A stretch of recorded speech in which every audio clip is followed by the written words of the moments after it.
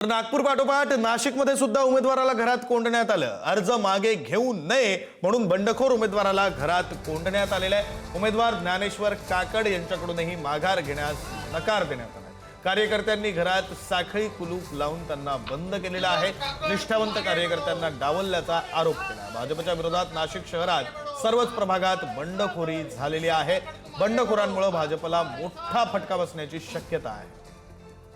प्रतिनिधी किरण ताजने या संदर्भातली माहिती देत आहेत। किरण, प्रभाग 6 मधील हा संपूर्ण प्रकार आहे। भाजपकडनं वाळू काकड यांना उमेदवारी मिळाली, त्यानंतर ज्ञानेश्वर काकड हे नाराज झालेले होते। त्यांनी अपक्ष उमेदवारी अर्ज दाखल केलेला होता। अशा सगळ्या परिस्थितीमध्ये आज माघारीचा दिवस आहे आणि त्यांच्या समर्थकांनी त्यांनी माघार घेऊ नये म्हणून त्यांना थेट त्यांच्या घरातच कोंडून घेतलेलं आहे। कुलूप त्या ठिकाणी लावलेला आहेत आणि काकड यांनी माघार घेऊ नये यासाठीचा प्रयत्न समर्थकांकडून केला जातोय।